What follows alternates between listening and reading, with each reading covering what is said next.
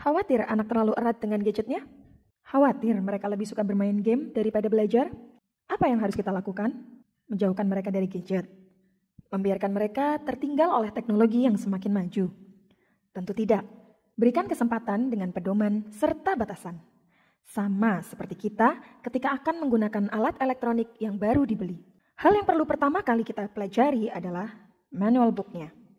Bagaimana cara menggunakannya, hal-hal apa saja yang perlu diwaspadai, dan hal-hal apa saja yang tidak boleh dilakukan.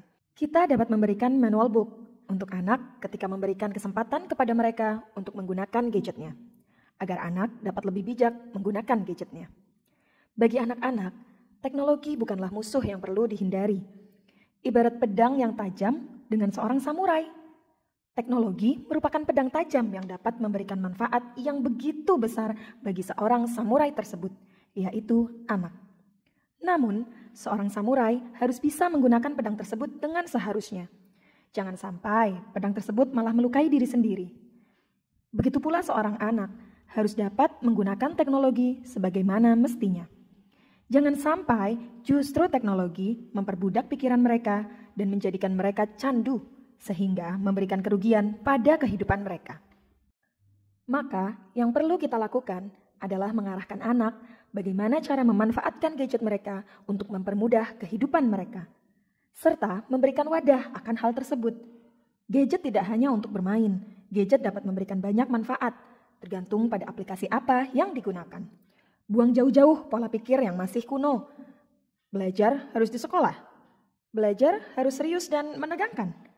Belajar harus melalui guru atau buku? Tidak, belajar bisa dilakukan di mana saja. Belajar bisa dilakukan dengan tetap serius dan menyenangkan. Belajar bisa melalui siapapun dan apapun. Merdeka Belajar, permainan interaktif untuk pembelajaran kooperatif dan asesmen peserta didik. Di wilayah-wilayah tertentu, banyak sekolah-sekolah yang beruntung yang memiliki fasilitas lingkungan dan teknologi yang dapat mendukung proses pembelajaran berbasis TIK, termasuk di sekolah SD Al-Irsyad Al-Islamiyah 02 Purwokerto, tempat saya mengajar. Peserta didik yang kemampuan ekonomi orang tuanya didominasi oleh kalangan menengah sampai ke atas, membuat sebagian besar dari mereka sudah memiliki gadget sendiri berupa handphone. Selain itu, sekolah juga memiliki fasilitas berupa ruangan laboratorium yang telah memenuhi standar dan dapat memadai jumlah peserta didik dalam satu kelas. Saya mencoba untuk memanfaatkan kelebihan tersebut dengan melakukan praktik baik pembelajaran berbasis TIK untuk membangun pembelajaran yang aktif, efektif, dan menyenangkan. Melalui aplikasi pembuat game RPG Maker MV, saya mencoba untuk membuat berbagai macam game yang di dalamnya berisi konten materi mata pelajaran yang akan diajarkan di kelas. Yang akan dihasilkan dari aplikasi tersebut adalah game berbasis role-playing games, atau dapat kita sebut game bermain peran. Dengan kreativitas masing-masing, kita sebagai seorang guru dapat membuat cerita apapun yang di dalamnya terdapat konten materi pembelajaran untuk dimasukkan ke dalam game RPG. Dengan begitu, peserta didik dapat memainkan game tersebut dan materi pelajaran tetap dapat tersampaikan kepada mereka dengan cara yang berbeda.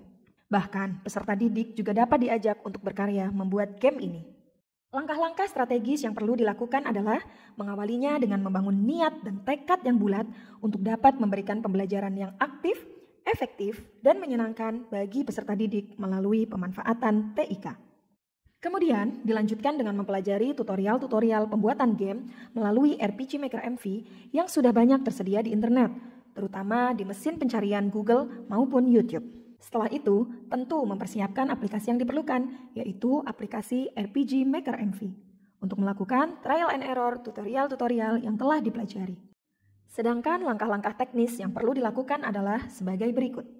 1. Membuat rancangan flowchart. 2. Membuat naskah game. 3. Membuat screen design. 4. Membuat storyboard. 5. Membuat skenario. 6. Membuat game berdasarkan rancangan.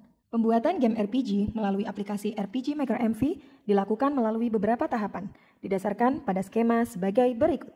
Setelah ketiga proses tersebut dilakukan, perlu dilakukan simulasi trial and error untuk mengetahui apakah game yang dibuat akan berjalan sesuai dengan rancangan atau tidak. Pemrograman atau coding yang salah juga dapat kita ketahui dan perbaiki setelah melakukan simulasi.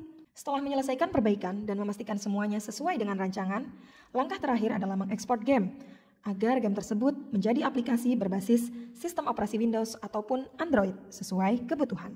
Melalui praktik baik ini, peserta didik merasakan proses pembelajaran yang aktif, efektif, dan menyenangkan. Peserta didik lebih termotivasi untuk belajar baik di kelas maupun di rumah, karena dapat terlibat langsung secara aktif dengan media pembelajaran interaktif berupa game melalui gadget mereka masing-masing. Pembelajaran juga dinilai berjalan efektif. Hal tersebut dibuktikan dengan adanya uji kelayakan dan efektivitas yang beberapa kali dilakukan terhadap media pembelajaran game RPG yang dibuat. Dan bonus dari praktik baik ini adalah peserta didik mengikuti pembelajaran dengan perasaan senang karena dapat memenuhi kebutuhan mereka akan kesenangan mereka, yaitu melalui permainan atau game, dengan tetap mendapatkan pemahaman materi pembelajaran yang ada di dalamnya.